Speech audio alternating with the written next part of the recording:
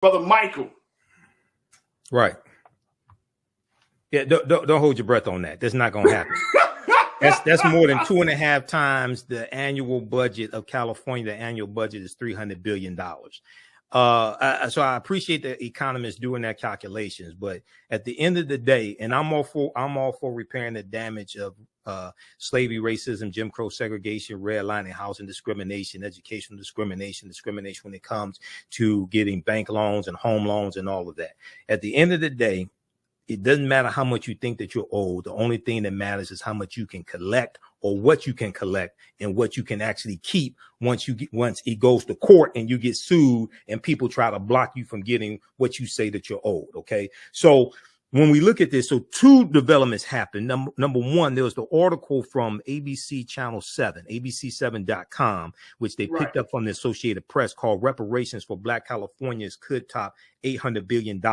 And this was what economists came up with. And as you stated, it didn't include theft of land and different things like this, right? Secondly, the article that came out today from the Associated Press, March 30th, 2023, California reparations amount, if any, left to politicians, because the California Reparations Task Force is leaving it up to the politicians in the state assembly in California to really put a price tag on it and determine what should be paid out. All right, folks, welcome back to The Culture here on the Black Star Network. I'm your host, Farajii Muhammad. Let's talk about reparations. Another development came up over the past couple of days, and as it relates to reparations for the state of California. Of course, California has been on the forefront creating a reparations task force, which is deemed with having the conversations and really creating a model on how the state of California, one of the largest states in the country, could possibly issue reparations. Now, there have been much talk about this, and I want to bring my brother Michael Imhotep back into the conversation as we look at this situation of reparations in the state of California. But here's the big development is, Brother Michael, is the cost, a budget-busting cost for the state of California. Take a look at this, folks. It could cost California more than $800 billion to compensate Black residents for generations of over-policing, disproportionate incarceration, and housing discrimination. Economists have told a state panel considering reparations. The preliminary estimate is more than 2.5 times more than California's $300 billion annual budget, and does not include a recommended $1 million per older Black resident for health disparities that have shortened their average lifespan, nor does the figure count for compensating people for property unjustly taken by the government or devaluing Black businesses. And it says that for devaluing Black businesses, two other harms the task force says the state perpetuated. Wow. $800 billion. Brother Michael. Right. Yeah, don't hold your breath on that. That's not going to happen. That's more than 2.5 times the annual budget of California. The annual budget is $300 billion. So I appreciate the economists doing their calculations, but at the end of the day, and I'm all for repairing the damage of slavery, racism, Jim Crow segregation, redlining, housing discrimination, educational discrimination when it comes to getting bank loans and home loans and all of that. At the end of the day, it doesn't matter how much you think that you're owed. The only thing that matters is how much you can collect, or what you can collect, and what you can actually keep once it goes to court and you get sued and people try to block you from getting what you say that you're owed. Okay. So when we look at this, so two developments happened. Number one, there was the article from ABC Channel 7, abc7.com, which they picked up from the Associated Press, called Reparations for Black Californians Could Top $800 billion. And this was what economists came up with. And as you stated, it didn't include theft of land and different things like this, right? Secondly, the article that came out today from the Associated Press, March 30th, 2023, California reparations amount, if any, left to politicians, because the California Reparations Task Force is leaving it up to the politicians in the state assembly in California to really put a price tag on it and determine what should be paid out. They refer to Attorney Camila Moore, the leader of California's first in the nation reparations task force, on Wednesday, March 29th, said it won't take a stance on how much the state could compensate Black residents whom economists estimate may be owed more than $800 billion for decades of over-policing, disproportionate incarceration and housing discrimination. So I think it's good that they don't put a price tag on it now, the California Reparations Task Force, because whatever price tag you put on it, and the greater the price tag, the more it's going to be attacked. Because in the article from ABC Channel 7, they also talk about the argument against reparations as well. So you have to defend yourself and strengthen your argument to defend against those arguments against reparations. One of them is that, well, there was somebody they quoted to say, well, my family came here. They were white, of course. They said, my family came here after slavery ended and didn't have anything to do with slavery, things like this. Now, it's important to understand. I encourage everybody who's watching this, I encourage you to read at least the executive order, the executive summary, I should say, the 28-page executive summary from the California Reparations Task Force 500-page report. Because if you read that executive summary, it gives you a greater understanding of U.S. history and what happened to us, as well as history of California. And it outlines 12 harms. It outlines 12 harms: political disenfranchisement, racial terror, housing discrimination, separate and unequal education, racism in environment and infrastructure, pathologizing the Black family, control over creative, cultural, and intellectual life, stolen and hindered opportunity, unjust legal system, mental and physical harm and neglect, and the wealth gap as well. Okay, so the best strategy in California and nationally at the federal level to get something tangible that we can keep, because with 13.5% of the population nationwide, California, African Americans are 5.5% to 6% of the population. Shift the focus away from talking about slavery, because California really does not have a history of slavery. They've identified about 1,500 African Americans that were in a semi-slavery status of 1850 and afterward, when California came into the Union as a free state. Shift the focus to present day structural inequities. Deal with the laws and policies that were put in place to bring about those structural inequities. And then you can trace that back into history and show how it's related to slavery. But one of the most important things we have to understand is take the title reparations off of it. The reason why is when you talk about reparations and you put that title on what it is that you want, you automatically bring up a whole lot of resistance to it from the larger community before you even get to talk about what it is that you want. Okay, so take the title off of it. Market it differently. You gotta market it totally different. When you are the minority population in the city, state, country, and the majority of the people that gotta vote for what you want are white. Okay, you've got to market it different if you actually want to accomplish something and be able to keep what you want. Okay, all right, so let me ask just real quick. Focus on the policies that you want and push the policies that you want. One, right. Two, show how those policies will not just help you, but how repairing that damage will also help the larger community, the country, etc. You have to market this differently. One of the things that you mentioned was, the approach that the Reparations Task Force is taking, which is allowing the state government to determine what the price should be. Because the state government has to vote on this. Because they got to vote on it. Yes. So my thinking is, and my question to you, Brother Michael, is that an effective strategy, considering the fact that, you have an economist that's throwing it out there, $800 billion. That ain't gonna happen. Right? Yeah, I don't think that's going to happen either. I mean, the state is not going to give up more 2.5 times more of its budget for a single group of people. For 5.5% of the population of California, 6%? Hell no. Just like in California, that's not, and just like in San Francisco. Okay. Right. But should we be determining? I guess my question would be: should the task force determine what the cost should be?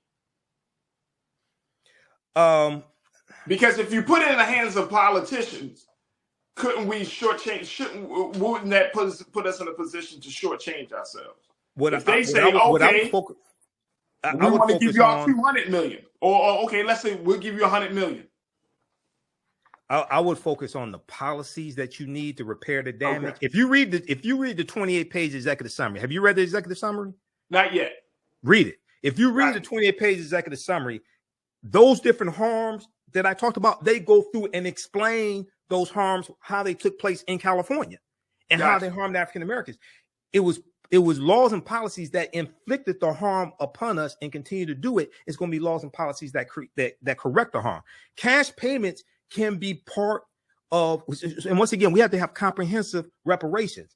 Cash payments can be part of a comprehensive repairing of the damage or dealing with the structural inequities. But when you start coming out with these amounts that are greater, 2.5 times greater than your annual budget, or 7 times greater than your annual budget, like in San Francisco, that's not going to happen. And what happens is that the opposition attacks those huge numbers without giving any other details. Right. They just attack those huge numbers. Yeah, you're right. You're right. Let me go to the culture crew and get their take on this. Because this is, and again, like you said, like this could, by an economist putting this type of information out there, it does more harm than good to the larger effort, right? And they probably meant well. The economists probably meant well with it. Right. But see, it's just like San Francisco, right? The $5 million per eligible African American. If 20,000 out of 50,000 African Americans qualify for that, you're talking about $100 billion. That's 7 times greater. That's 7 times the annual budget of San Francisco, which has a $14 billion annual budget, and they're facing a $728 million budget deficit over the next 2 years. That's fantasy. That's fantasy. Now, at the meeting where that was proposed in San Francisco, there were 111 policy recommendations made. They don't even get a second look because people are focused on Fantasy Island. And that's how you tank the whole reparations movement, by just putting these numbers out here. Even though people mean well, focus on the policies that you need, push the policies to repair the damage, as opposed to these huge dollar amounts that are astronomical. Even though you could say, hey, we are owed this. But at the end of the day, it doesn't matter what we think we're owed or what we can even prove. What matters is what you can actually collect and keep after you get sued. Absolutely. I'm gonna stop the conversation right there, because I think that's the salient point. It's about what you can collect. Like, you got to come to the table collect and keep. And collect and keep. And you got to come to the table with something reasonable. Otherwise, they might throw the whole thing out the window. Exactly. And if you look at the executive order that President Joe Biden did on student loan forgiveness, absolutely, it's definitely needed. What he did is reasonable, but it's being tied up in court because you have Republicans suing. Hopefully, the 6-3 conservative Supreme Court will rule in his favor, which is our favor as well, because it greatly benefits African Americans. But it's based upon what you can actually keep. That's what we have to understand. Yeah, absolutely. Brother Michael, it's always a pleasure to talk to you, brother. Real quick, talk to us about the work you're doing. TheAfricanHistoryNetwork.com. I teach online history classes on Saturdays and Sundays. Saturday, 2 p.m. Eastern Standard Time. Next class, April 1st. Ancient Kemet, the Moors, and the Ma'afa. Understanding the Transatlantic Slave Trade, where they didn't teach you in school. And you can register for the full course. Full course is on sale, only $80. You can register per class if you want to, which is only $10. And then on Sundays, 2 p.m. to 4 p.m., I teach Black resistance movements from the Haitian Revolution, U.S. Civil War, Civil Rights Movement, the Black Power Movement, 1800 to 1968. Okay, we go through and look at history chronologically to understand what happened to us after slavery ended, what led up to the Civil War taking place, what were the laws and policies to put us in the predicament we are in today, to understand where we need to go from here. Your understanding of politics is directly related to your understanding of history. Visit our website, theafricanhistorynetwork.com, theafricanhistorynetwork.com. You can watch the classes live or on demand, and the content is PG-13, so you can use this with your children and your family as well. theafricanhistorynetwork.com. There it is, Brother Michael Imhotep. You can find him weekly here on The Culture, as well as Roland Martin Unfiltered. We always appreciate our brother checking in. Thank you, Brother Michael. Thanks, Farajii. All right, yes, peace. Sir. Peace. Visit our website, theafricanhistorynetwork.com, theafricanhistorynetwork.com. So we deal with thousands of years of history and what leads up to the transatlantic slave trade taking place. Okay, so I do a PowerPoint presentation. We have book references, articles, video clips. Classes on sale, $80, regularly $130. We do the sessions live. All the sessions are archived and recorded. The next classes are Saturday, April 1st, Saturday, April 8th, Saturday, April 15th, and Saturday, April 22nd. Do the classes normally 2 p.m. to 4 p.m. Eastern Standard Time. You can register for one class session for $10 also. Now, even after the courses are over with, after 12 weeks is over with, you still have full access. You can go back and watch the classes anytime, so it does not expire. All right. So this is Ancient Kemet, the Moors, and the Ma'afa, understand the transatlantic slave trade, what they didn't teach you in school. And today's class we'll continue our discussion dealing with Egypt on the Potomac and how the layout of Washington, D.C. is a copy of the layout of Ancient Kemet, Ancient Egypt. We'll also talk about Hannibal Barca and the Punic Wars and fighting against Rome. And we'll talk about the Battle of Cannae, 216 BC. On Sundays, I teach Black resistance movements from the Haitian Revolution, U.S. Civil War, Civil Rights Movement, the Black Power Movement, 1800 to 1968. So we're doing that Sunday, April 2nd, Sunday, April 9th, April 16th, April 23rd, okay, 2 p.m. to 4 p.m. Eastern Standard Time. So register for that class as well. And we have a bundle pack of online courses. You can register for both classes for only $120. That's a $300 value. You also get 5 of my lectures free will be in the video library. And you can watch those because those lectures you can watch at our online school. All right. So visit our website, theafricanhistorynetwork.com, to register for the classes. I just posted the link here on the thread of the broadcast, and you can join us for today's class also once you register. All right. How's everybody doing today? Hotep, hey, this is Michael Imhotep, founder of the African History Network, host of the African History Network show. I'm a talk show host, researcher, lecturer, writer, and historian. So it is Saturday, April 1st, 2023, and we are live. So I'm teaching a online history course today, very shortly. But I wanted to come on and talk about this topic that we discussed on Farajii Muhammad's show, The Culture, on Thursday. That was Thursday, March 30th, 2023. And I wanted to do a broadcast after the show, but I did not get a chance to deal with this. So we talked about how the California Reparations Task Force, how some economists working on the California Reparations Task Force have estimated that reparations for African Americans in California that qualify, reparations could total $800 billion. Okay, this is 2.5 times, over 2.5 times the annual budget of California, which is $300 billion a year. So I want to look at a couple articles that we talked about, specifically the one from the Associated Press from Thursday, March 30th, that breaks this down so we can get a better understanding of this and stop dealing with a lot of fantasy also. Okay, we're also going to briefly look at the executive summary of the 28-page, the executive summary of the 500-page study that the Reparations Task Force released June 1st, 2022. And I encourage everybody to go read that study, at least read the 28-page executive summary, because if you do, then you understand a lot of this stuff floating around about reparations is just totally false. And it comes from a lack of understanding of history and law. So if we look at this article from March 29th, this was Thursday. Let me see. This was this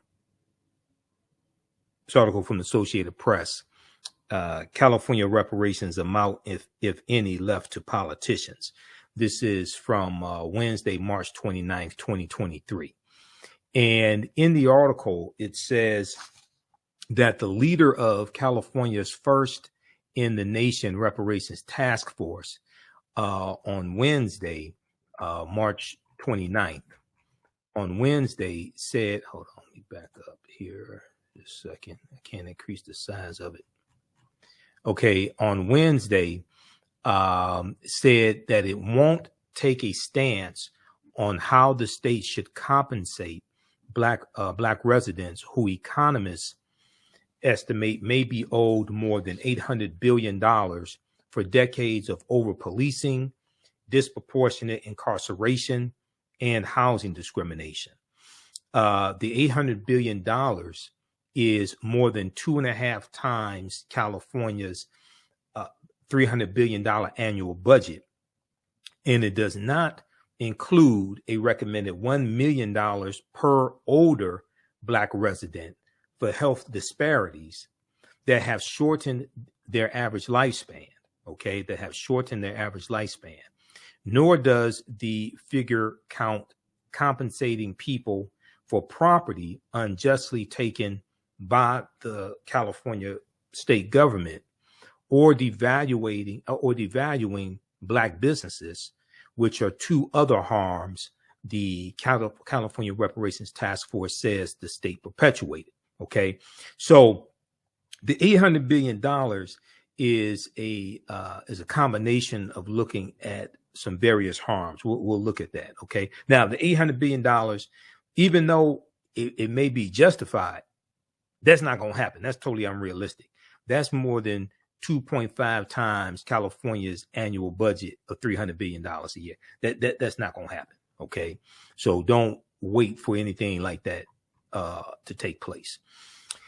It's also important to understand that California does not have a history of slavery like other states have. California comes into the Union in 1850 as a free state, okay?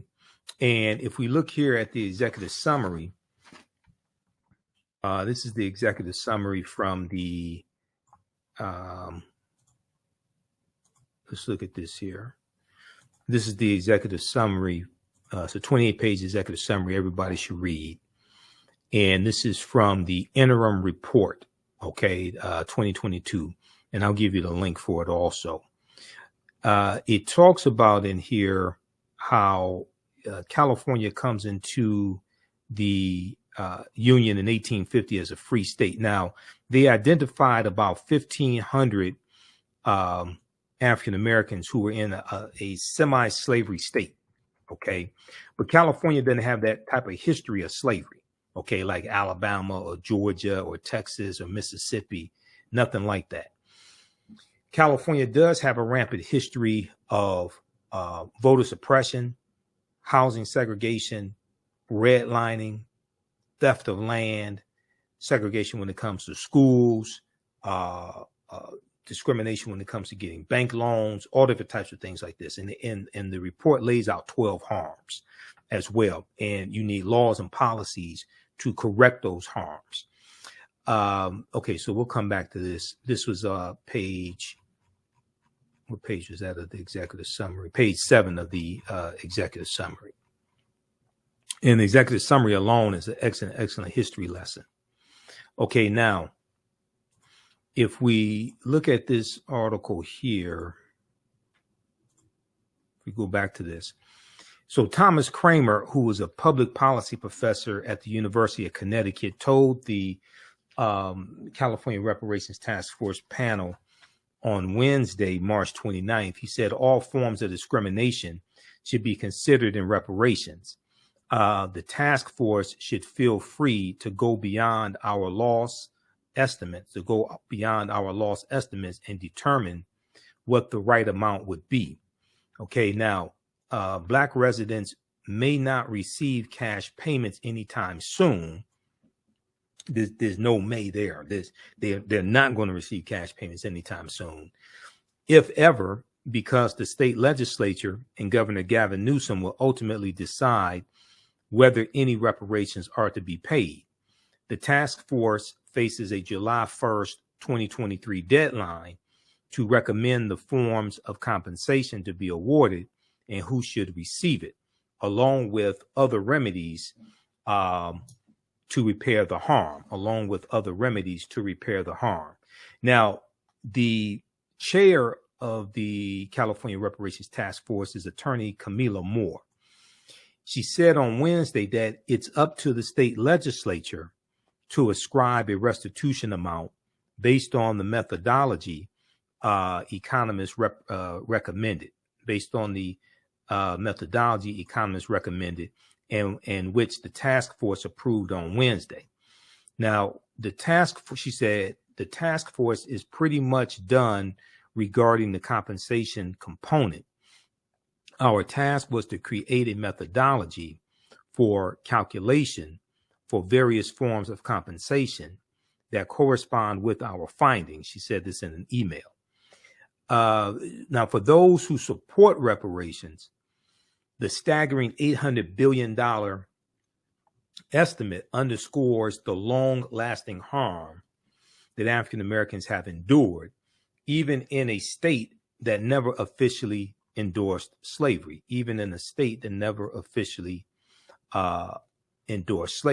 Also, right around 1849, when Peter Burnett was governor of California, he was the first governor of California. He came from Oregon because he was the governor of Oregon also. They tried to ban all free African Americans in the state of California. Now, that didn't work, but they attempted to do that also. Now, several people who gave public comment Wednesday spoke of the urgent need to pay Black Americans for all that was taken from them. Charlton Curry of Sacramento, California, who discusses reparations on his Big C Sports podcast, said my family came from the South because they were running for their lives. They were fearful of being lynched just for voting. He said cash payments are necessary. Money talks. He said, noting that white people benefited from free U.S. government land through the 1862 Homestead Act, and Japanese Americans incarcerated during World War II and Jewish Holocaust victims received payments. We talked about Japanese Americans. That was approximately 82,250 of them that got a one-time payment of $20,000 that did not go to descendants of Japanese Americans. That only went to those who were still alive, who had been put into the internment camps between basically 1941 and 1945, or who had to flee or something like that. So it only went to a fraction of the Japanese Americans in this country. Jewish Holocaust victims are receiving reparations, or what they're receiving is a pension, but that's coming from the German government. That's not coming from the U.S. government. The Homestead Act of 1862 gave away land. It was 160 acres of land, but you had to maintain that land for 5 years and you had to pay the taxes on that land, and you had to make the structural improvements on that land.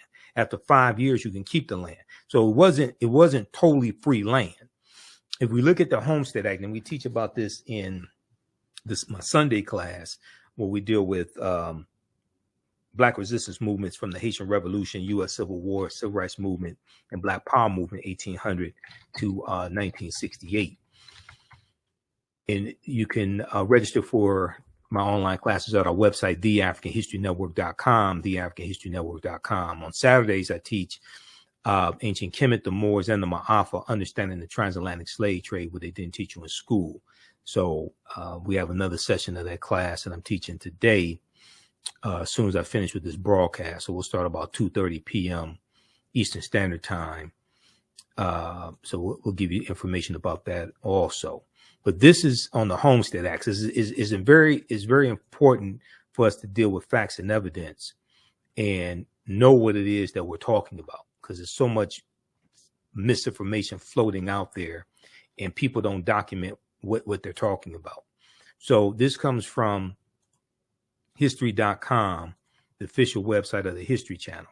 Homestead Act, the 1862 Homestead Act accelerated settlement of U.S. Western Territory by allowing any American, including freed slaves, to put in a claim for up to 160 free acres of federal land. Okay, now the most former slaves are going to be shut out of this, even though you're going to have a few that get it, but most of us were shut out of this. Now, the Homestead Act signed by President Abraham Lincoln granted Americans 160-acre plots of public land for the price of a small filing fee. For the price of a small filing fee, the Civil War era act, considered one of the United States' most important pieces of legislation, led to westward expansion and allowed citizens of all walks of life, including the formerly enslaved, women, and immigrants, to become landowners. Okay, that's in theory. What was the Homestead Act? In a July 4th, 1861 speech, President Abraham Lincoln told the nation the purpose of America's government was to evaluate the condition of men, to lift artificial burdens from all shoulders, and to give everyone an unfettered start and a fair chance in the race of life, end quote. Now, he followed through with the passage of the Homestead Act, which remained active for 124 years until it was repealed in 1976 and resulted in 10% of U.S. land, or 270 million acres, to be claimed and settled. So they gave away land for over 100 years with the Homestead Act. The incentive to move, okay, let me scroll down. I'll go past this. But to achieve this, thousands of Native Americans were forced from their lands and onto Indian reservations to make way for homesteaders. Okay, now, requirements for the Homestead Act. To make a claim, homesteaders paid a filing fee of $18, a $10 fee to make a temporary claim on the land, $2 for commission to the land agent, and an additional $6 final payment to receive an official patent on the land. Land titles could also be purchased from the government for $1.25 per acre following 6 months of proven residency. Additional requirements included 5 years of continuous residence on the land, building a home on the land, farming the land, and making improvements. So these were requirements to be able to take advantage of the Homestead Act and keep the land. It wasn't just free land given. People say that when you go read the details, you see that wasn't just free land given. Now, homesteaders who had to be the head of a household or 21 years of age had to certify that they had never borne arms against the United States. So that means they were not part of the Confederacy that took up arms against the Union. Also needed 2 neighbors or friends to attest to the government that they had fulfilled the requirements. Union soldiers could shave off time served in the U.S. Civil War from the 5-year residency requirement. Okay. So read the rest of this here, but it's important when people say, oh, they just gave away free land. No, that's not exactly what happened there. There were requirements, and you had to build a house on that land. You had to pay the registration fee. You had to make improvements on that land. Also, you had to farm on that land. Now, it was a huge deal. It was a good deal. And we largely got discriminated from being able to take advantage of that land after we were the ones who grew the crops, tilled the land, things like this for 246 years. But I want to make it clear that wasn't just free land given away as oftentimes it is described. Okay, now, if we go back to this article here from the Associated Press,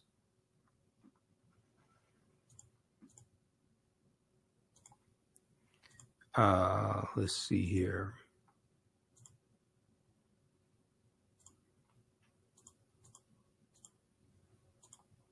Let me grab the article again.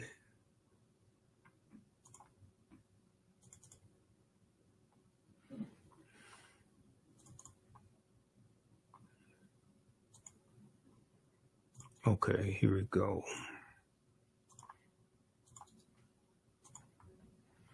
All right.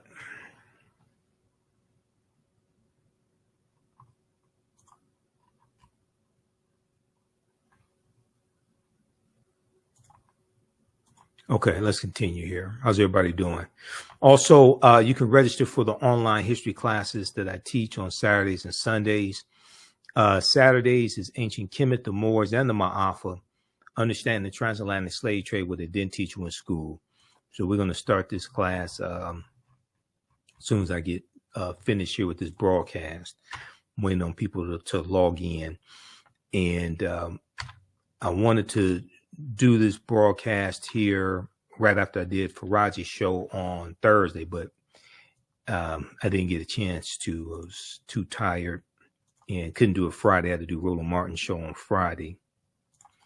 Visit our website, theafricanhistorynetwork.com, theafricanhistorynetwork.com. So we deal with thousands of years of history and what leads up to the transatlantic slave trade taking place.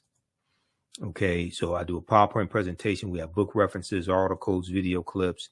Classes on sale, $80, regularly $130. We do the sessions live. All the sessions are archived and recorded. The next classes are Saturday, April 1st, Saturday, April 8th, Saturday, April 15th, and Saturday, April 22nd. Do the classes normally 2 p.m. to 4 p.m. Eastern Standard Time. You can register for one class session for $10 also.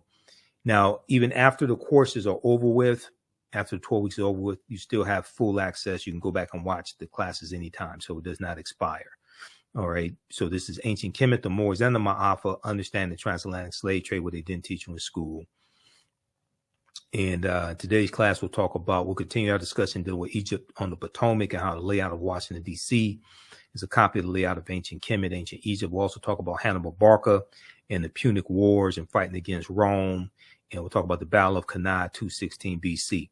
On Sundays, I teach Black resistance movements from the Haitian Revolution, U.S. Civil War, Civil Rights Movement, the Black Power Movement, 1800 to 1968. So we're doing that Sunday, April 2nd, Sunday, April 9th, April 16th, April 23rd, okay, 2 p.m. to 4 p.m. Eastern Standard Time. So register for that class as well. And we have a bundle pack of online courses. You can register for both classes for only $120. That's a $300 value. You also get 5 of my lectures free that will be in the video library. And you can watch those because those lectures you can watch at our online school. All right. So visit our website, theafricanhistorynetwork.com, to register for the classes. I just posted the link here on the thread of the broadcast, and you can join us for today's class also once you register. Okay. Let me go back to this article here. And unfortunately, most of this stuff floating around about reparations is just blatantly false, not just California, but just in general. And too many of our people don't understand history. This is why it's important to read the study from the California Reparations Task Force. Because if you actually read that study, especially if you only read like the 28-page executive summary, you realize how much of this history you don't understand. okay? Because they go through laid out, and they lay out 12 harms as well that are the result of laws and policies. And these are harms that you have to pass laws and policies to correct. Okay, now,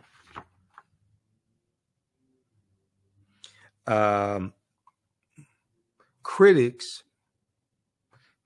pin their opposition to reparations to California partly on the fact that California was never a slave state, and say current taxpayers could not be responsible for damage linked to events that germinated hundreds of years ago.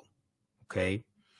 Bob Woodson, a prominent Black conservative, calls reparations impractical, controversial, and counterproductive. Okay. Impractical, controversial, and counterproductive.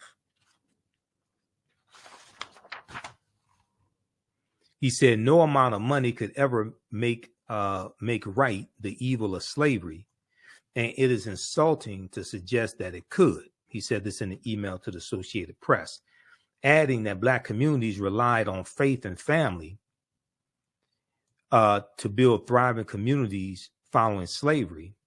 Some of these communities only began coming apart after we lost sight of these values, which also hold the key to these communities' restoration.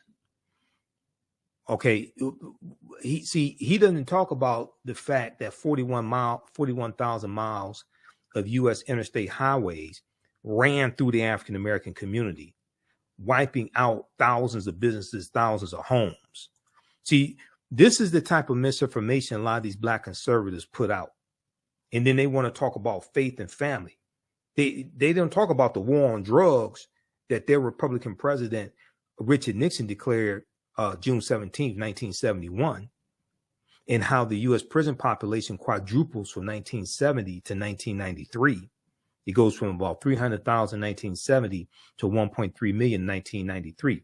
This is before the 94 crime bill that everybody loves to talk about, but really don't even understand.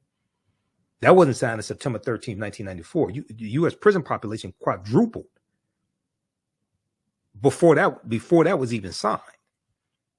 That goes back to Richard Nixon, who declared his war on drugs June 17, 1974. But if you read this article here dealing with bulldozed and bisected,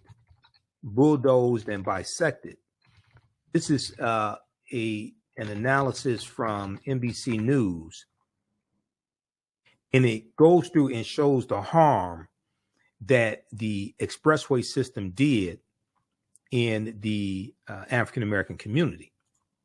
Okay, this article here. So these are things that a lot of these Black conservatives don't talk about. Bulldozed and bisected. So what is this here? Bulldozed and bisected. Highway construction built a legacy of inequality. Highway construction built a legacy of inequality. Will their removal heal historic wounds? And in the article, it talks about what has changed decades after the Federal Highway Act of 1956. So you had the U.S. Interstate Highway Acts in 1952 and 1956. It brought 41,000 miles of interstate highways to the United States. It's the recognition of the harm that was done to communities left in the shade of these now aging roadways. From 1957 to 1977, the Federal Aid Highway Act displaced over 475,000 households and 1 million people, according to the U.S. Department of Transportation. Now, as many of these hulking structures reach obsolescence, the federal government and many states and cities are belatedly recognizing the harm they caused and are working with communities to design alternatives that repair the damage. But in many cases, those plans are reopening old wounds and leading to protracted debates that politicians and engineers are struggling to solve. One of more than 50 interstate highways across the country nearing the end of their lifespan. Of more than 50 interstate highways across the country nearing the end of their lifespan, NBC News examined 3 urban neighborhoods that show the range of proposals underway to redress the harms caused by the construction of interstates. Okay, so you can read the rest of this. And in the one of the things that the San Francisco Reparations Task Force was talking about was the Fillmore District in San Francisco, California, and how the expressways ran through the Fillmore District, wiped out 883 businesses, displaced about 20,000 people, most of them African Americans. Okay, this is the legacy of that history and those federal programs. All right, now we go back to the Associated Press article from Wednesday, March 29th, or Thursday, March 30th, Wednesday, March 29th. Yeah. Okay. So it says financial redress is just one part of the package being considered. Financial redress is just one part of the package being considered. Other proposals include paying incarcerated inmates market value for their labor, establishing free wellness centers, and planting more trees in Black communities, banning cash bail, and adopting a K through 12 Black studies curriculum. All right. So as I've said before, is not going to just be one policy implemented. Is going to be a multitude of policies implemented. We have to have comprehensive reparations. It's not just going to be one thing. We have to have comprehensive reparations. More trees in the African American community relates to environmental issues, and it deals with trees give off oxygen. They also provide shade. Okay. This deals with how suburban communities are more likely to have more trees. They have cleaner air, generally speaking. When you have more shade, it lowers the temperatures, like even on hot days. It lowers the temperatures in the neighborhood, which reduces your energy costs overall, generally speaking. So you don't have to use as much energy to keep your homes cool, etc. In African American communities, inner cities, you have more concrete with less trees. And the concrete like absorbs heat, and it causes an increase in the temperatures in those areas. So there is a, let me pull this up here.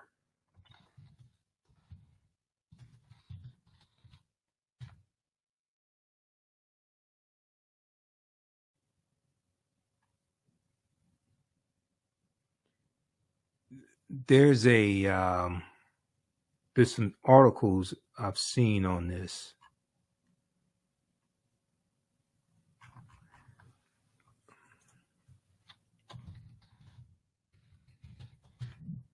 A second here. Let me take a look at this.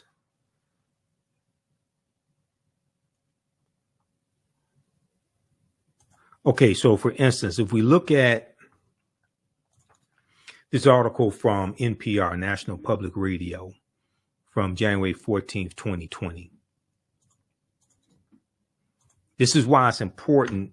You have to understand history to understand the laws and policies put in place that inflicted the harm, to know what has to be repaired, to understand the damage that has to be repaired. All right, so for instance, let's look at this. Racist housing practices from the 1930s linked to hotter neighborhoods today. Racist housing practices from the 1930s linked to hotter neighborhoods today. January 14, 2020, NPR.org, National Public Radio. by Meg Anderson. In cities around the country, if you want to understand the history of a neighborhood, you might want to do the same thing you do to measure human health. Check its temperature. That's what a group of researchers did. And they found that neighborhoods with higher temperatures were often the same ones subjected to discriminatory, race-based housing practices nearly a century ago. What we're dealing with when we talk about repairing this damage of a legacy of slavery, decades of Jim Crow segregation, redlining, housing discrimination, expressways, voter suppression, school segregation, etc. We are dealing what we see today with the structural inequities. We are dealing with the cumulative effect of decades of policies. We're dealing with the cumulative effect today of decades of policies. So it was laws and policies that put us in this predicament. Is going to be laws and policies that get us out of it. All right. So a group of researchers found that neighborhoods with higher temperatures were often the same ones subjected to discriminatory, race-based housing practices nearly a century ago. In a study of 108 urban areas nationwide,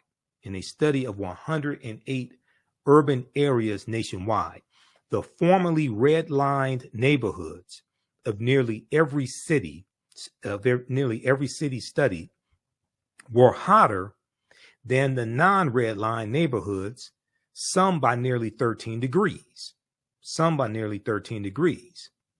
In formerly redlined areas, Americans live with hotter temperatures. Okay, now in the 1930s, the federal government rated neighborhoods in urban areas to help mortgage lenders assess risk. Low ratings were determined largely by race and ethnicity. New research in 108 cities shows that today those redline neighborhoods are hotter than other neighborhoods in the same city, with the most drastic difference found in Portland, Oregon.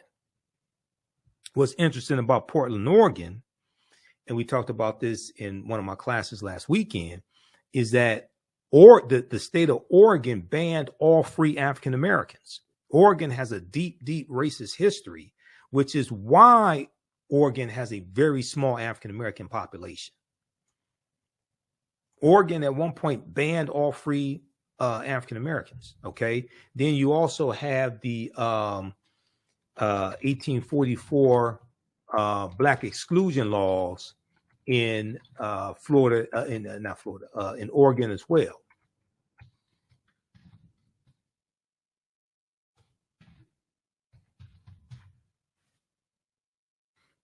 Just let me pull this up. Okay, so if we look at this article from Equal Justice Initiative, EJI.org,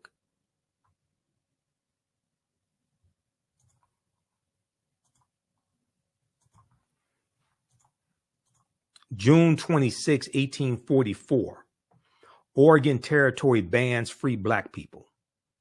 June 26, 1844, Oregon Territory bans free Black people. On June 26, 1844, the Legislative Committee of the territory, then known as Oregon Country, passed the first of a series of Black exclusion laws. The law dictated that free African Americans were prohibited from moving into Oregon Country. Okay.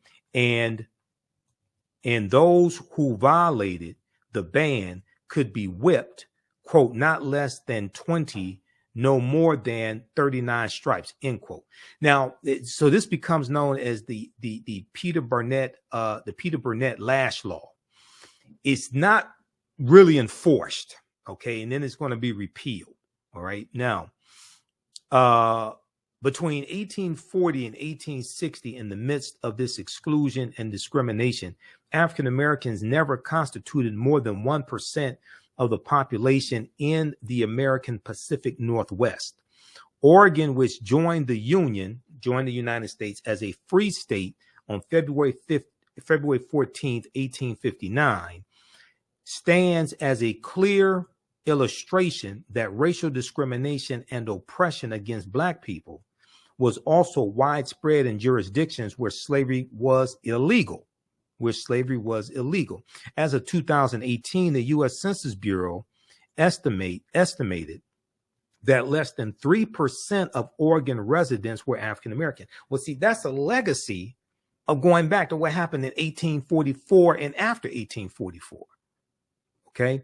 Now, the preamble to a later exclusion law passed in 1849 explained legislators' beliefs that, quote, it would be highly dangerous to allow free Negroes and mulattoes to reside in the territory, the Oregon Territory, or to intermix with Indians, instilling feelings of hostility toward the white race. Okay. Now, the Oregon Constitution of 1857 included racial exclusion provisions against African Americans and Asian Americans, because if you actually understand the history of this country, Asian Americans faced racism as well. Wasn't nearly as much as us, but they faced it also. The first anti-drug laws in this country go back to 1875 in San Francisco, targeting Chinese men working on the railroad tracks, and this dealt with opium. Okay, and there was a fear that these Chinese men, if they were high on opium, they would seduce white women. Okay, so when you go study this history, you study like the Chinese exclusion laws of 1882, and different things like this. Asian Americans faced discrimination in this country also. Now, not as much as African Americans. But yes, there's a documented history of that. All right, so read the rest of this article here. Oregon Territory bans free Black people, June 26, 1844. Then if we look at, there was another one here from the Washington Post.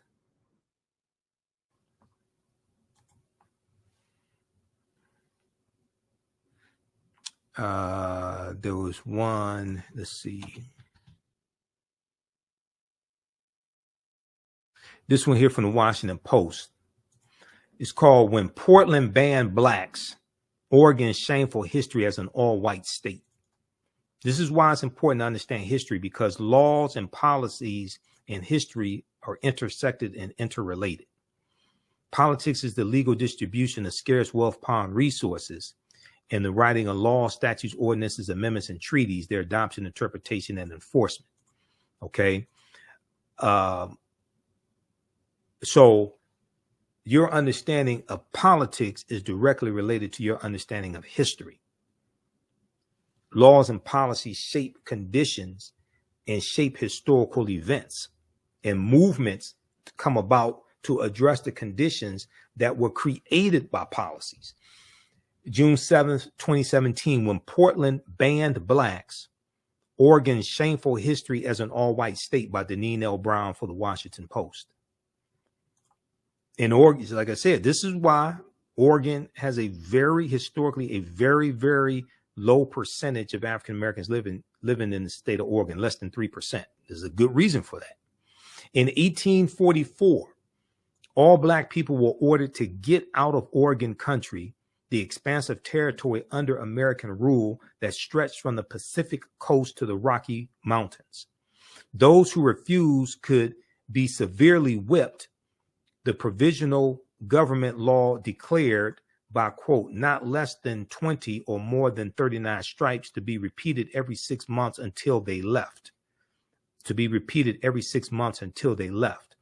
Now, Oregon country's provisional government, which was led by Peter Burnett, a former slaveholder who came west from Missouri by wagon train, passed the law in 1844, 15 years before Oregon became a state. The law allowed slaveholders to keep their slaves for a maximum of 3 years. After the grace period, all Black people, those considered free or enslaved, were required to leave Oregon country. Black women were given 3 years to get out. Black men were required to leave in 2. Now, once again, Peter Burnett He's going to go on to become the first governor of California, okay, in about 1849. And he's governor when California comes into the Union as a free state in 1850. This is why you got to understand history. If you're going to talk about, jump out here, talk about reparations, you need to understand the history of these laws and policies that were put in place that created the harm that you're asking for the repairing of the damage of. Now, the law became known as the Peter Burnett Lash Law, L-A-S-H. Peter Burnett, who also opposed Chinese migration to Oregon country, would later become the first American governor of California. Now, the Lash Law, Peter Burnett Lash Law, was quickly amended and then repealed. No black people were ever lashed under the law. Read the rest of this article here. But this gives you some insight into the results of laws and policies and how they have a lasting impact when it comes to racism and discrimination and current day structural inequities. This is why we have to deal with repairing the damage of the cumulative effect of these policies. Just talking about slavery, that means you don't even understand what happened. Okay, now, if we go back to this piece here from the Associated Press. Okay. Oh, we were looking at, we were looking at the article from National Public Radio. This is dealing with the result of decades of redlining and why why in urban areas, because of racist housing practices from the 1930s, why it's linked to hotter neighborhoods today, higher temperatures in our neighborhoods today, and less trees also. Okay. In a study of 108 urban areas nationwide, the formerly redlined neighborhoods of nearly every city studied were hotter than the non-redlined neighborhoods, some by nearly 13 degrees. And it said, with the most drastic difference found in Portland, Oregon. And Oregon has a very racist history towards African Americans based upon their laws. Okay, when they and like going back to 1844, when they banned all free African Americans in Portland, Oregon. Now, redlining refers to the federal government's practice in the 1930s of rating neighborhoods to help mortgage lenders determine which areas of a city were considered risky. The Federal Homeowners Loan Corporation, which was created right around 1933, the Homeowners Loan Corporation, the HOLC, made maps and shaded neighborhoods red. They made maps and shaded neighborhoods red that it deemed hazardous. That risk level was largely based on the number of African Americans and immigrants living in those neighborhoods. The practice, along with the other segregationist housing policies of the time, had lasting effects from concentrating poverty to stifling home ownership rates. And we know home ownership is directly tied to generational wealth and being able to pass on assets to your children and future generations, to your family members. Now, you can still feel those effects, literally. Nearly 90 years after those maps were created, redline neighborhoods are hotter than the highest rated neighborhoods by an average of almost 5 degrees. Nearly 90 years after those redlining maps were created, redline neighborhoods are hotter than the highest rated neighborhoods by an average of almost 5 degrees, according to the research from Portland State University, the Science Museum of Virginia, and Virginia Commonwealth University. Okay. Now, Vivek Chandas, a professor of urban studies and planning at Portland State University, who co-authored the study, said it's like stepping into a parking lot from a park. You would feel that relatively quickly. It was very surprising when we saw that it was a pattern that we were seeing consistently across the country. It was very surprising when we saw that it was a pattern that we were seeing consistently across the country, end quote.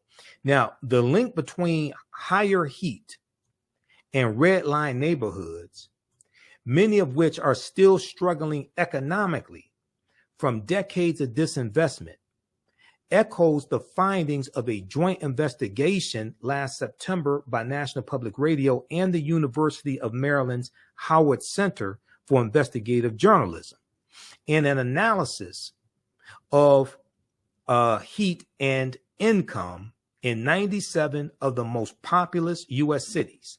In an analysis of heat and income in 97 of the most populous U.S. cities, we found low-income areas in the vast majority of those cities were more likely to be hotter than their wealthier counterparts. Those poor areas were also disproportionately communities of color. The extra heat can be dangerous and sometimes deadly health consequences.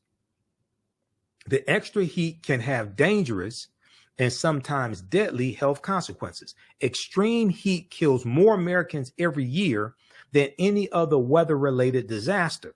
And heat waves are growing in intensity and frequency as climate change progresses. Now, so this deals with the relationship between the harms of climate change, which is then related to policies that dealt with environmental regulations. Okay, this deals with the harm of environmental racism and how this negatively impacts the African American community. And heat waves are growing in intensity and frequency as climate change progresses. In Baltimore, Maryland, National Public Radio, NPR, and the Howard Center found dramatic increases in the rates of emergency calls during dangerous heat waves, and low-income patients in the city's hotspots visited the hospital more often than low-income patients in cooler areas. Okay, read the rest of this here. See, this is understanding the impact of laws and policies. Then you have this article here, right? Because this is the type of research I do. Okay, all different areas. I'm on to about 35 different news sources on a daily basis. We look at this article here. Trees are key to fighting urban heat, but cities keep losing them. Okay, now this article from NPR, A Forgotten History of How the U.S. Government Segregated America, we've dealt with that article here on the African History Network show numerous times. But this article here, September 4th, 2019. So when people read about some of the recommendations from the California Reparations Task Force, and they talk about what the trees had to do with black people, all this all type of simple Simon bullshit coming from people that don't read a damn thing. You got to do some research before you jump out here and start talking about something you ain't never studied before. Okay? There's a direct correlation between that. And that deals with decades of racist, harmful policies towards us. So the structural inequities that we deal with today are the accumulation of all those policies inflicting harm upon us. All right, now, these trees are key to fighting urban heat, but cities keep losing them, keep losing trees. September 4th, 2019, National Public Radio.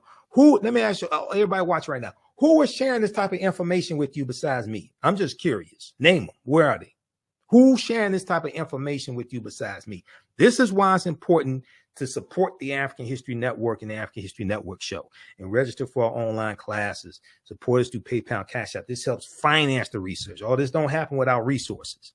Okay. You can, if you like this type of information, if you're learning anything here today, you can support us, $ the AHN show through Cash App, $ the AHN show through Cash App, also through PayPal, paypal.me/the AHN show. Also register for the online history classes that I teach on Saturdays and Sundays. I'm teaching the class today. We're going to start as soon as I finish this broadcast. We're going to wrap up here in a couple minutes. But I had to, I wanted to follow up on my appearance on Farajii Muhammad's show on Thursday, March 29th, because we only dealt with, we had a short show, a short segment, okay, and I wasn't able to get deep into the information like I wanted to.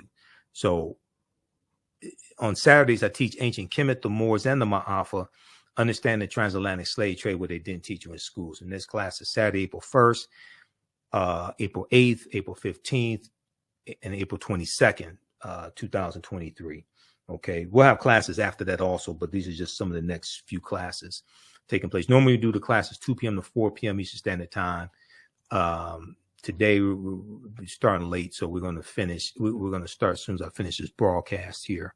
But I want to make sure we got to this broadcast also. Okay, and then on Sundays I teach Black resistance movements from the Haitian Revolution, U.S. Civil War, Civil Rights Movement, and Black Power Movement. We go through history chronologically from 1800 to 1968. Understand what leads up to the transatlantic, what leads up to the Civil War taking place. Study the Reconstruction era, Jim Crow era. What were the laws and policies put in place after slavery ended that put us in the predicament we're in today that created these structural inequities that we're trying to repair the damage of? Okay, so this is at our website, theafricanhistorynetwork.com. The class is on sale, $80, regularly $120. Also, you can register. Let's see, for today's class, if you just want to register for the one class session, it's $10. So click right here to register for the one class session. But you'll want to register for the entire course. Okay, and this information is PG-13 also, so you can use this with your children as well. I don't do a lot of cursing. It's not overly graphic or anything like that. Okay, let me get back to this because I need to finish this up here. Okay, give us a thumbs up, give us a heart, give us a like, and you can also support us financially through PayPal and Cash App. We're celebrating the 13th year anniversary of me broadcasting the African History Network show as well. So I first broadcasted March 10th, 2013. I'm sorry, March 10th, 2010. March 10th, 2010. So we're celebrating the 13th year anniversary of me broadcasting the African History Network show as well. If we go back to this piece quickly here from National Public Radio. Okay, this deals with trees are key to fighting urban heat, but cities keep losing them. And let's see, let's skip down the tree cover. Trees can play a huge role in the health of people living in cities, but across the country, cities are losing millions of trees year after year. And many poor urban neighborhoods, often home to a city's most vulnerable, are starting at a disadvantage. Jad Daly, president and CEO of the nonprofit organization American Forests, said if we show you a map of tree canopy in virtually any city in America, we're also showing you a map of income.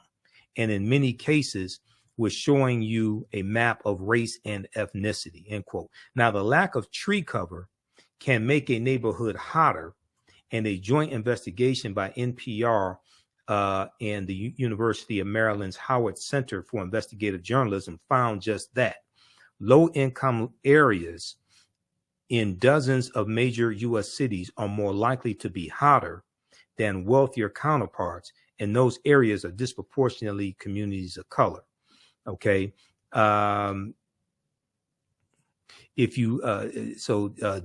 went on to say, if you live in an area in cities that is seeing more extreme heat days, but you don't have tree cover to cool down your neighborhood, that can literally be a life or death issue.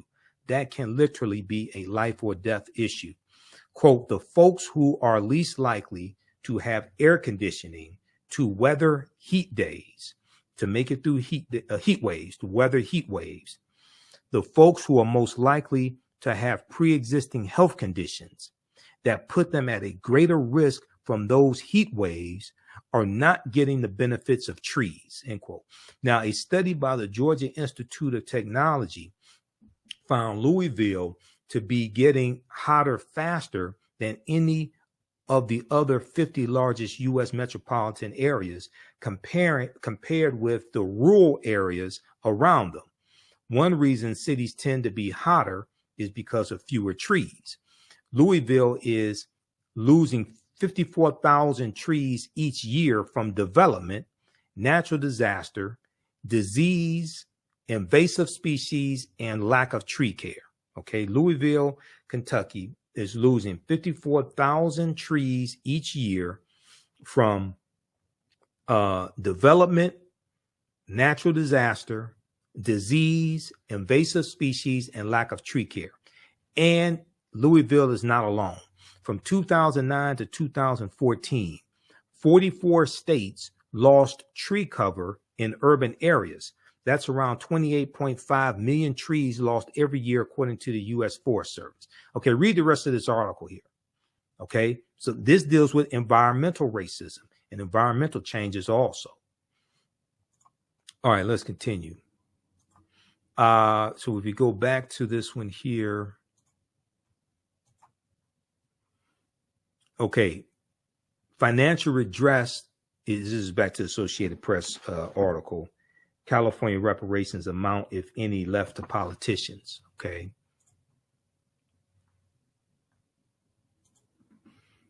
Financial redress is just one part of the package being considered. Other proposals include paying incarcerated inmates market value for their labor, establishing free wellness centers, and planting more trees in Black communities, banning cash bail, and adopting a K-12 Black studies curriculum, which is extremely important because most of our people don't understand history. Most Americans don't understand history, but especially most African Americans, unfortunately, don't understand history.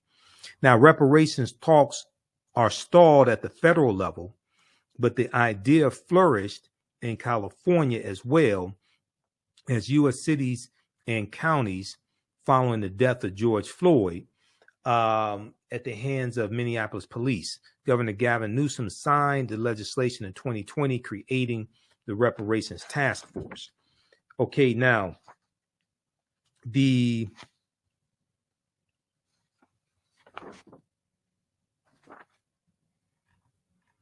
me see here.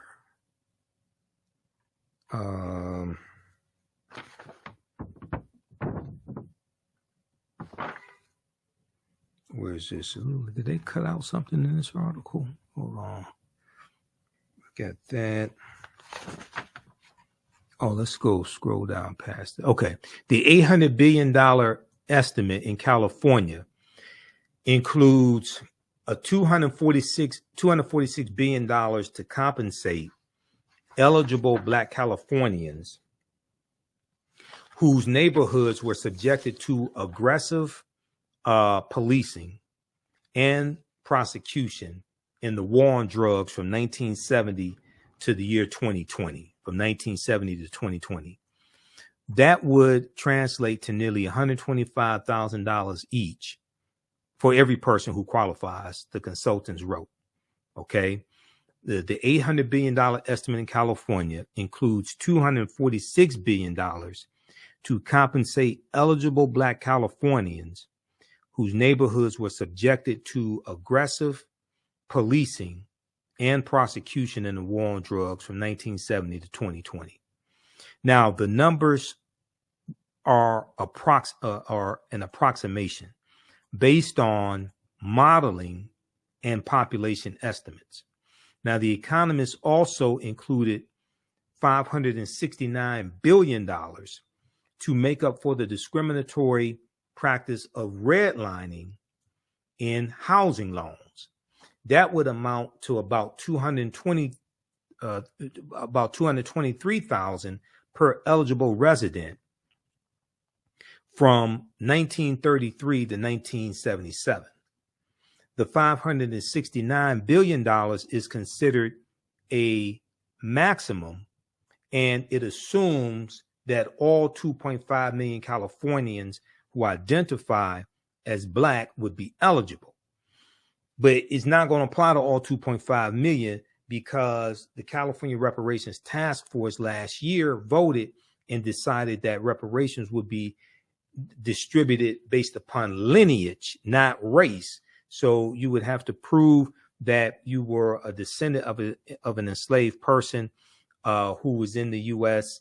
Who was in the U.S. prior to 1900, or of a free African American person who was in the U.S. prior to 1900. Okay, which would exclude immigrants coming here prior to 1900. Okay, but it goes on to say, but that won't, but they won't all be, they won't all qualify. People must meet residency and other requirements for monetary compensation. They also must be descendants of enslaved and free Black people in the U.S. as of the 19th century, which leaves out Black immigrants. The task force on Wednesday, March 29th, also endorsed methodologies for devaluation of Black businesses and unjust property takings. Those methodologies have no numbers due to a lack of data. All right, so read the rest of this. The specific compensation amounts. Okay, so they have to deliver their last report by July 1st, 2023, which lays out the recommendations. That's going to come from the California Reparations Task Force. Now, the reason why they had to do it based upon lineage is because in California, race-based policies are illegal at the state level. There's a state law in California that bans race-based policies, just like at the federal level, race-based policies are illegal. And that's based upon Title VI of the 1964 Civil Rights Act, non-discrimination and federally assisted programs. Okay, so they had to, they're doing this they're doing it based upon lineage, so that whatever law they pass, whatever restitution they give, it won't be overturned in court when this gets challenged in court, because it will be challenged in court. They pull up this article here.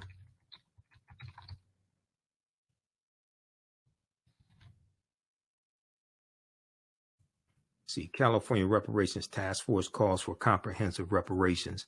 This is June 1st, 2022. And there was also another one.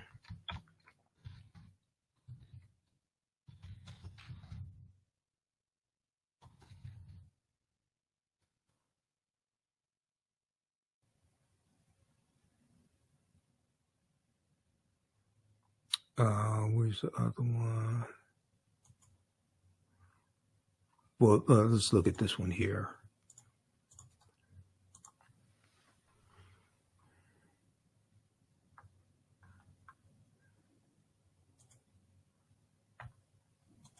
You can look at this article here. California calls for comprehensive reparations for Black Americans. The interim report of the California Reparations Task Force comes as task members remain split on what reparations should look like. This is from June 1st, 2022. And in a 500-page report released Wednesday, a legislatively mandated task force argues that the present-day wealth gap between Black and white Americans in California and the rest of the country is the direct result of slavery, Jim Crow laws, redlining, and other government policies that locked Black Americans into failing schools and over-policed communities.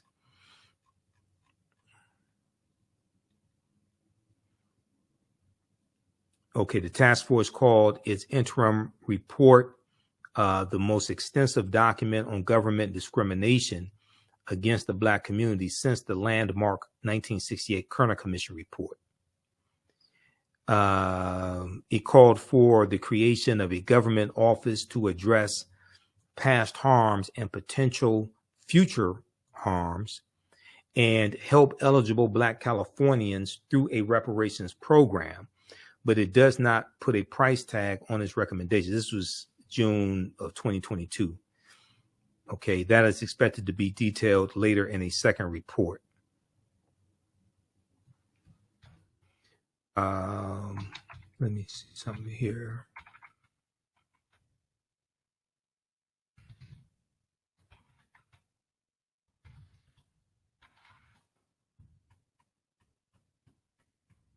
Okay, read the rest of this because I'm running out of time.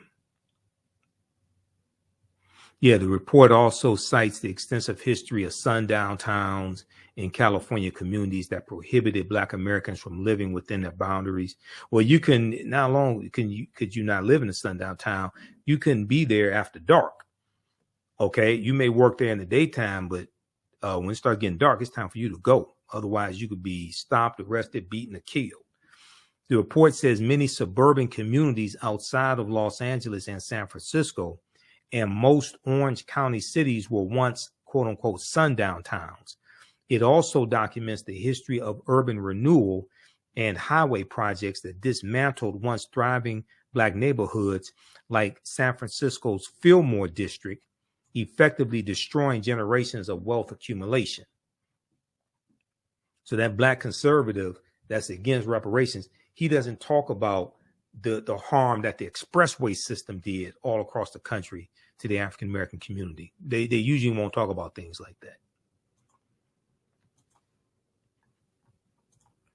All right.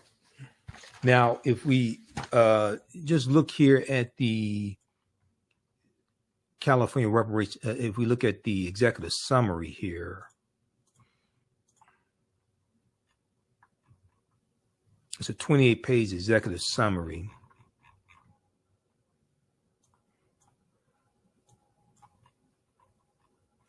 And they lay out 12 harms.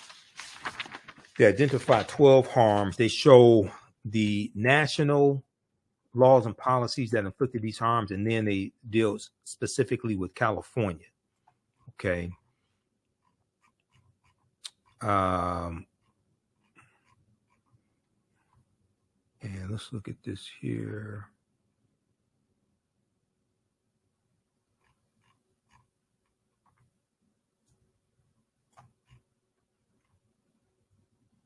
Despite California entering the Union in 1850 as a free state,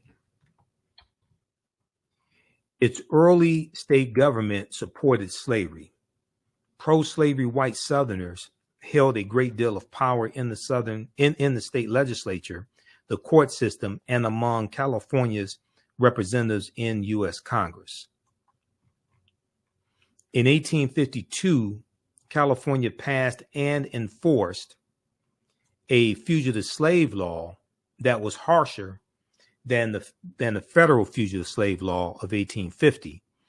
And this made California a more pro-slavery state than most other free states. California also outlawed non-white people from testifying in any court case involving white people. California did not ratify the 14th Amendment until 1959, which protected the equal rights of all citizens, and the 15th Amendment, which prohibited states from denying a person's right to vote on the basis of race until 1962. Okay, so some of the harms that they lay out, you have political disenfranchisement. So they lay out racial terror, political disenfranchisement, housing segregation, separate and unequal education, racism in environment and infrastructure, pathologizing the black family, control over creative, cultural, and intellectual life, stolen and hindered opportunity, unjust legal system, mental and physical harm and neglect, and the wealth gap. Okay, these are just some of the harms that they lay out here. And they go through and talk about what happened nationally and then specifically what happened in California. And they deal with these laws and policies. Okay, so check this out. You can go to, let's see here.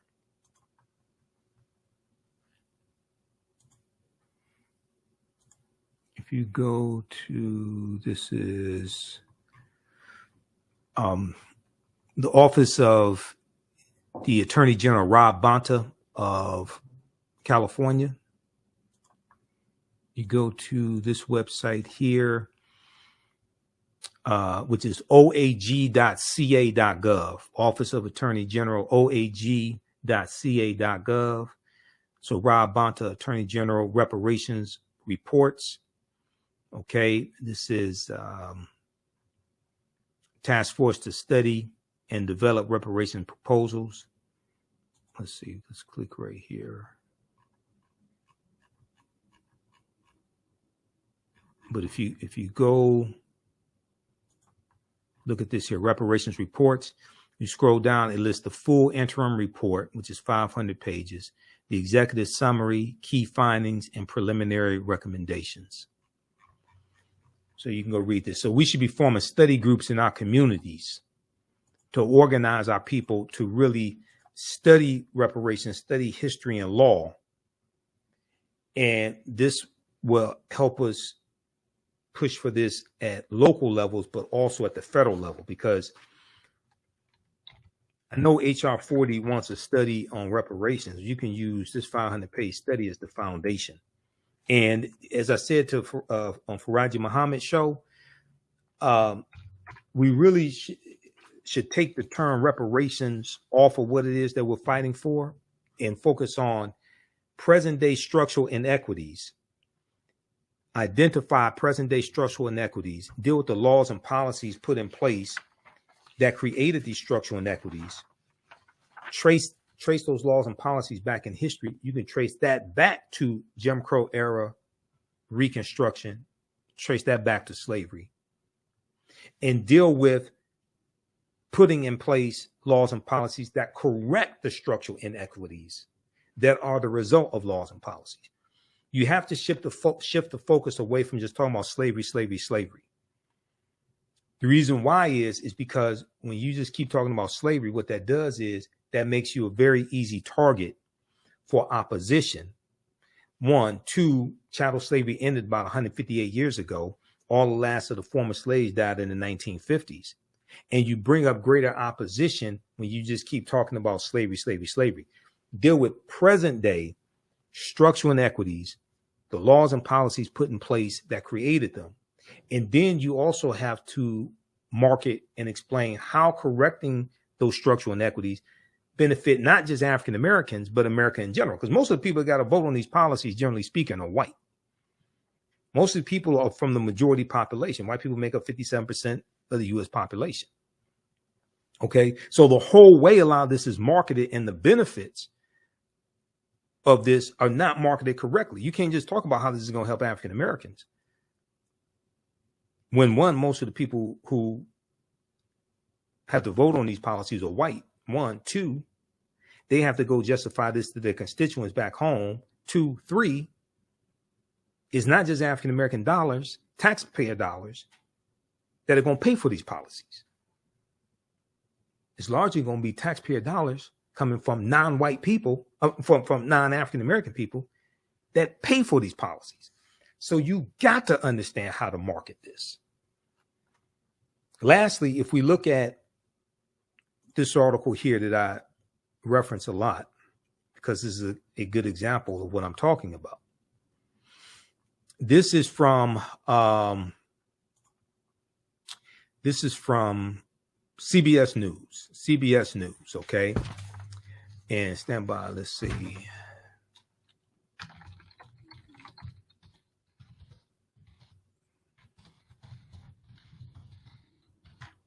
Okay, this is from CBS News.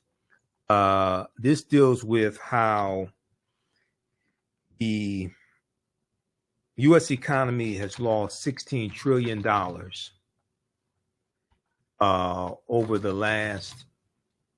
a 20-year period of time. And it's due to racism. Okay, so this is why we have to do the research and understand what it is that we're talking about. Okay, the root concept of reparations deals with the repair, the damage of something. You have to analyze the history of what happened and the damage that was done to understand the laws and policies that have to be put in place to repair the damage. Okay, just cutting a check does not address correcting those laws and policies. Those laws and policies will still be in place, inflicting harm after you spend the money. Okay, racism has cost the U.S. $16 trillion Citigroup fines, September 23rd, 2020. Okay, from CBSnews.com. And let me close out all these damn ads keep popping up. America could have been $16 trillion richer if not for inequities in education, housing, wages, and business investment between Black and white Americans over the past 20 years, new research concludes. The study released this week by Citigroup is the latest in a body of research that attempts to quantify the economic impact of systemic racism. These are things that we have to talk about, quantifying the economic impact of systemic racism and showing that evidence.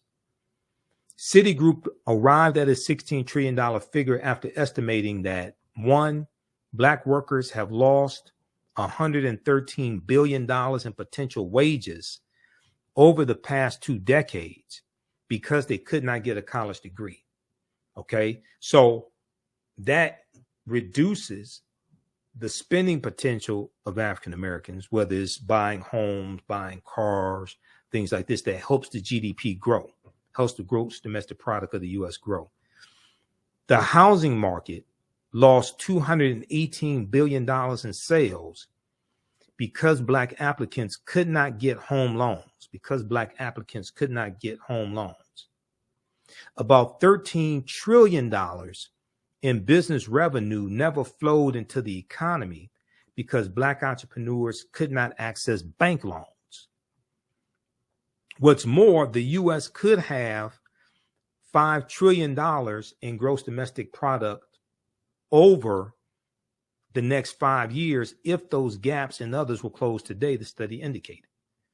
So the U.S. economy could grow by $5 trillion over the next 5 years by changing those laws and policies, by correcting them. That helps everybody in the country. That's not just African Americans. That helps everybody.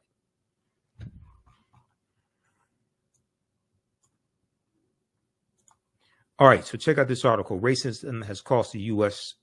16 trillion Citigroup fines. All right. Okay, if you'd like this type of information, you can support the African History Network, $ the AHN show through Cash App, $ the AHN show through Cash App, also through PayPal, paypal.me/the AHN show. And you can register for the online classes that I teach, because we're teaching them Saturday, April 1st. I'm going to teach it now, about to jump out of here. And I teach this online class Saturday, April 1st, April 8th, April 8th, 15th, and 22nd.